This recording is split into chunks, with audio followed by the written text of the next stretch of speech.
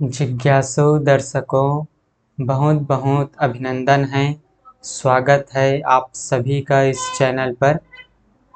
शिव महापुराण की श्रृंखला हमारी जारी है और आज हम शिव महापुराण पर चर्चा का कार्यक्रम लेकर उपस्थित हुए हैं। और जो हमारी चर्चा का विषय है वह है शिव पुराण के श्रवण की विधि। किस तरह से शिव पुराण का श्रवण हमें करना चाहिए, उनकी क्या विधि है, आज हम इस पर चर्चा करने वाले हैं। तो शौनक जी के पूछने पर सूत जी शिव पुराण के श्रवण की विधि का वर्णन करते हुए कहते हैं। सूत जी शौनक जी को श्रवण की विधि बताते हुए कहते हैं कि शिव पुराण को सुनने के प्रायः सभी अधिकारी हैं, सभी इसके अधिकारी हैं।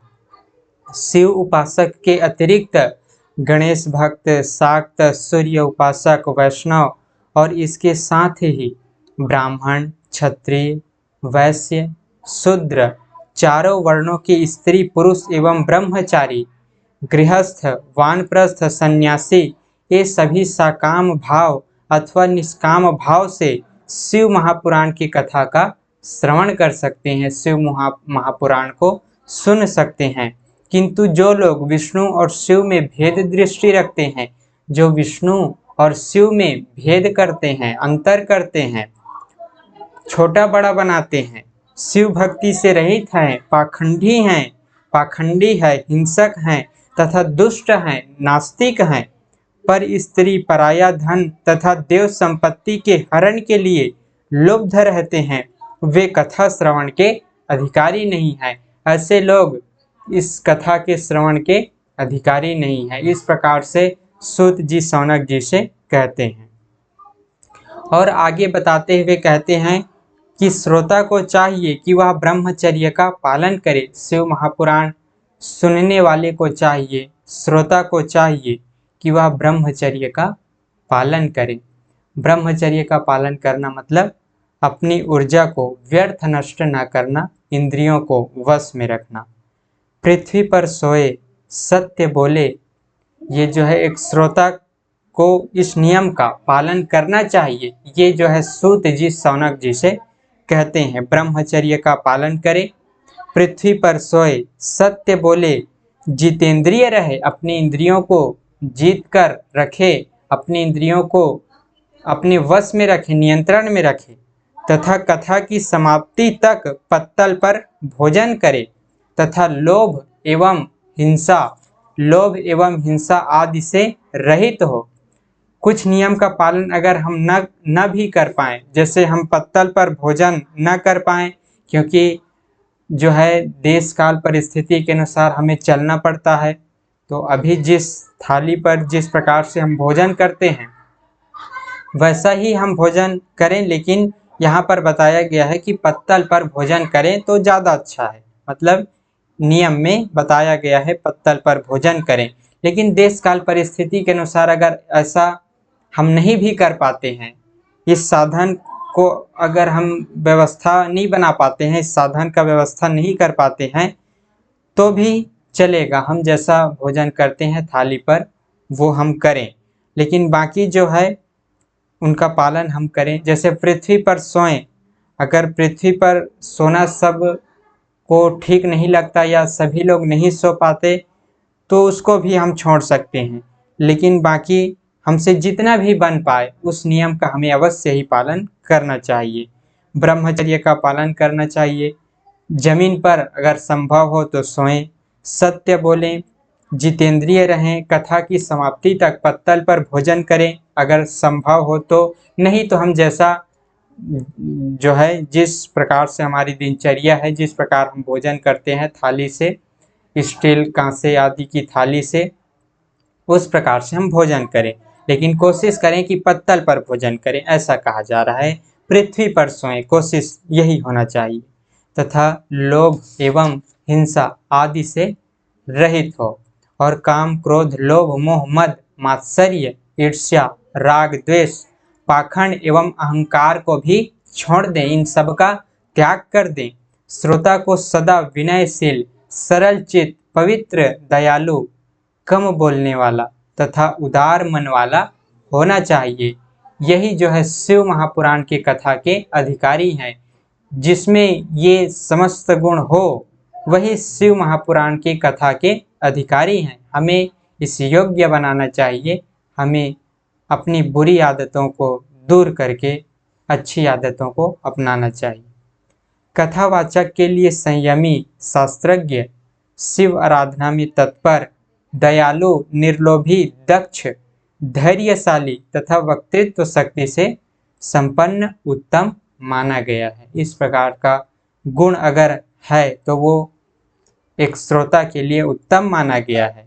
व्यास के आसन पर बैठा हुआ कथावाचक ब्राह्मण जब तक कथा समाप्त न हो जाए तब तक किसी को प्रणाम न करें, ऐसा भी नियम बताया गया है। तो इस प्रकार से अनेक प्रकार के नियम बताए गए हैं। अगर इन सभी का पालन करना संभव ना हो, देश काल परिस्थिति के अनुसार वर्तमान में जिस प्रकार का हमारी दिनचर्या है, जिस प्रकार की समाज व्यवस्था है, तो संभव ना हो सभी नियमों का पालन करना, लेकिन जितना बन पाए उन नियमों का हमें अवश्य ही पालन करना चाहिए। अगर हमारा मन निर्मल है, हमारा मन साफ है, तो हमें अवश्य ही शिव महापुराण की कथा का श्रवण करना चाहिए, उसकी ओर बढ़ना चाहिए, अग्रसर होना चाहिए। शिव जी और विष्णु जी में कोई भेद नहीं करना चाहिए। दोनों वो परमात्मा के ही रूप हैं, दोनों उस परमात्मा के सगुण रूप हैं जो हमें सगुण रूप में गुणों से युक्त दिखाई दे रहे हैं। तत्व रूप में शिव जी और विष्णु जी में कोई अंतर नहीं है। वही राम है, वही कृष्ण है, उनमें कोई अंतर नहीं है। ये बातें गोस्वामी तुलसीदास जी ने रामचरितमानस में भी वर्णन किया है। स्वयं भगवान श्री राम जी कहते हैं जिस समय वे शिवलिंग की स्थापना कर रहे होते हैं समुद्र के तट पर, सिंधु के तट पर, उस समय रामेश्वरम की जब स्थापना करते हैं तो उस समय भगवान श्री राम जी स्वयं बोलते हैं कि जो मुझसे तो मेरा भक्त कहलाता है, लेकिन जो शिव जी से द्रोह करता है और जो शिव जी का भक्त कहलाता है और मुझसे द्रोह करता है, ऐसे लोग तो नरक में वास करते हैं।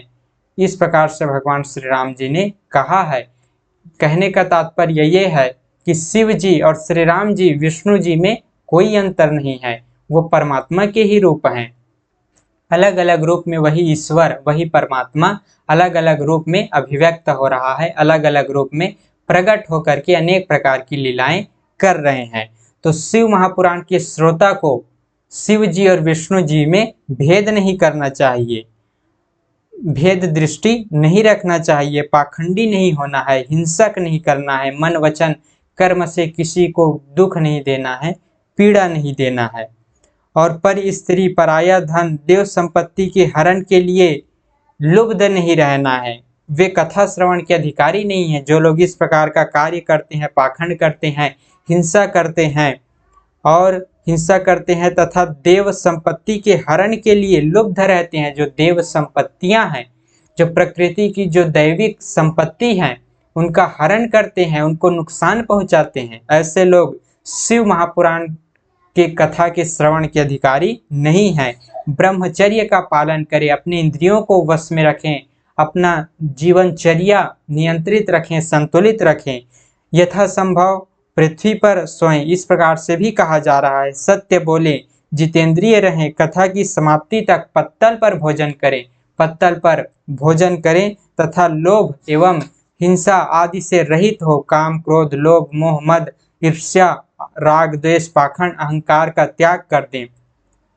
विनयशील रहें, दयालु, कम बोलने वाला, क्योंकि अधिक बोलने से हमारी ऊर्जा अधिक खपत होती है, इसलिए हमें कम बोलना चाहिए। मितव्ययी होना चाहिए, बोलने के मामले में मितव्ययी होना चाहिए, कम बोलना चाहिए, जितना आवश्यक हो उतना बोलना चाहिए, ये कहा जा रहा है। तथा उदार मन वाला होना चाहिए। कथावाचक के लिए संयमी, शास्त्रज्ञ, शिव आराधना में तत्पर, दयालु, निर्लोभी, दक्ष, धैर्यशाली तथा वक्तृत्व शक्ति से संपन्न होना उत्तम माना गया है। व्यास के आसन पर बैठा हुआ कथावाचक ब्राह्मण जब तक कथा समाप्त न हो जाए, जब तक कथा समाप्त न हो जाए तब तक किसी को प्रणाम न करे। इस तरह विधि विधान का पालन करने पर श्री संपन्न शिव पुराण हमें संपूर्ण फल को देने वाला होता है, संपूर्ण फल को हमें देता है। अगर हम सही भाव से, सही पद्धति से, सही विधि विधान के अनुसार शिव महापुराण का श्रवण करते हैं, इनका लाभ उठाते हैं, इनको ग्रहण करते हैं, तो यह अवश्य ही हमें संपूर्ण फल को देने वाला है, भोग और मोक्ष दोनों को देने वाला है। इस संसार में भोग भी हमें मिल जाएगा, जितना सांसारिक आवश्यकताएं हैं वो भी हमारी पूर्ण हो जाएगी, और अंत में हमारी सद्गति भी हो जाएगी, हमारा कल्याण हो जाएगा, मोक्ष भी हमें मिल जाएगा। आगे सूत जी शौनक जी से कहते हैं, हे मुने, मैंने आपको शिव पुराण का यह महात्म्य जो संपूर्ण अभिष्टों को देने वाला है बता दिया। इसका महात्म्य भी हमने पिछले व्याख्यान में हमने श्रवण किया, इसकी महिमा भी हमने श्रवण किया। जो सदा भगवान विश्वनाथ का ध्यान करते हैं, भगवान शिव का ध्यान करते हैं, जिनकी वाणी शिव के गुणों की स्तुति करती है और जिनके दोनों कान उनकी कथा को सुनते हैं, जिनके दोनों कान उनकी कथा को सुनते हैं, इस जीव जगत में उन्हीं का जन्म लेना सफल है, उन्हीं का जन्म लेना सफल है, उन्हीं का इस संसार में आना सफल है। जो भगवान विश्वनाथ का ध्यान करते हैं, जिनकी वाणी शिव के गुणों की स्तुति करती है, जो सदा आत्मज्ञान के मार्ग में तत्पर है, शिव तत्व को जानने में तत्पर है, जो हमारी आत्मा है, भगवान शिव हमारे घट के भीतर विराजमान है, लेकिन हम अनेक सांसारिक वृत्तियों के कारण, माया के बंधन के कारण उस अपनी आत्मा को नहीं जान पा रहे हैं। जो हमारे घट के भीतर शिव जी विराजमान है, राम जी विराजमान है, कृष्ण जी विराजमान है, उनको हम नहीं जान पा रहे हैं। तो हमें इन सांसारिक वृत्तियों का निरोध करते हुए सने सने अभ्यास में लगे रहना चाहिए, अपने सांसारिक कर्तव्यों को भी करते हुए, और इस भाव के साथ, निष्काम भाव के साथ जो भी हम कर्म करते हैं उसके प्रति निष्काम भाव रखते हुए हमें आत्मज्ञान की ओर, अपने स्वरूप की उपलब्धि की ओर बढ़ते रहना चाहिए। तो उन्हीं का जन्म लेना सार्थक है, उन्हीं वही मनुष्य जो है अपने जीवन को सार्थक कर पाता है, सफल कर पाता है, क्योंकि मनुष्य जीवन मिलने का मुख्य उद्देश्य तो यही है कि हम इस भव बंधन से मुक्त हो जाएं और परमानंद को प्राप्त कर लें। वे निश्चय ही संसार सागर से पार हो जाते हैं। वो व्यक्ति, वो पुरुष निश्चय ही, निश्चित ही इस संसार सागर से पार हो जाते हैं, अगर विधिवत जो है इनका अनुष्ठान करते हैं, जो नियम बताया गया है उनका पालन करते हैं, शिव महापुराण का श्रवण करते हैं, उस मार्ग पर चलते हैं, उनका पालन करते हैं, अपने जीवन में लागू करते हैं, तो वो निश्चय ही संसार सागर से पार हो जाते हैं। सने सने अभ्यास करते रहना चाहिए। तो इस तरह से दर्शकों, आज हमने शिव महापुराण श्रवण की विधि का वर्णन किया, हम सभी ने श्रवण किया। हम संक्षेप में इस कथा का श्रवण कर रहे हैं, क्योंकि भगवान शिव की कथा तो अनंत है, असीम है।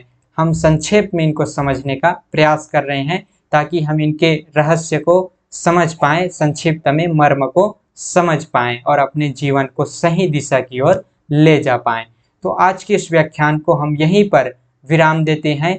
कथा कहने में त्रुटि हो जाती हो, कुछ बोलने में मन से, वाणी से, व्याख्यान में कुछ त्रुटि हो जाती हो, तो उसके लिए क्षमा करें। और इस तरह से आज की इस कथा को हम यहीं पर विराम देते हैं। पुनः मिलेंगे फिर से अगले दिन आगे की चर्चा का कार्यक्रम लेकर। बहुत बहुत आभार आप सभी का। ओम तत्सत।